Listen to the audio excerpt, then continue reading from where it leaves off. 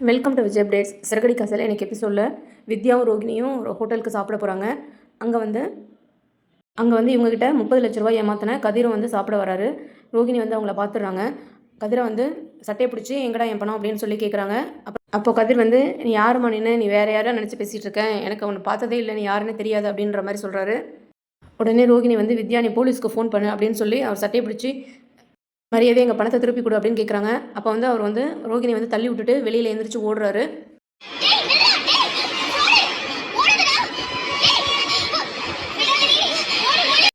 ஆனால் அந்த கதிரை வந்து ரோகிணிகிட்டேருந்து தப்பிச்சு ஓடிடுறாரு. ரோகிணி வீட்டுக்கு வந்து அதை மனோஜ்கிட்ட சொல்கிறாங்க. அவன் பார்க்க தான் வயசான ஆள் மாதிரி இருக்கான், ஆனால் அவ்வளோ வேகமாக ஓடுறான், என்னால் பிடிக்க முடியல அப்படின்றாங்க. உடனே மனோஜ் வந்து சரி நம்ம வந்து பார்வதி ஆண்டிக்கு ஃபோன் பண்ணு, யாராவது சாமியார்கிட்ட கேட்போம் நம்ம பணம் கிடைக்குமான்னு அப்படின்றாங்க. அவங்களும் வந்து பார்வதிக்கு ஃபோன் பண்ணுறாங்க. பார்வதி வந்து ஒரு சாமியாரை வந்து வீட்டுக்கு வந்து அழைச்சிட்டு வராங்க. அப்போ வந்து வீட்டில் வந்து எல்லாருமே இருக்காங்க. முத்து, ரவி, மீனா எல்லாரும் யார் இவர் அப்படின்னு கேட்குறாரு முத்து. இது மாதிரி வந்து தொலைஞ்சு போன பணத்தை வந்து கண்டுபிடிக்கிறது கூட்டிகிட்டு வந்திருக்கேன் அப்படின்றாங்க.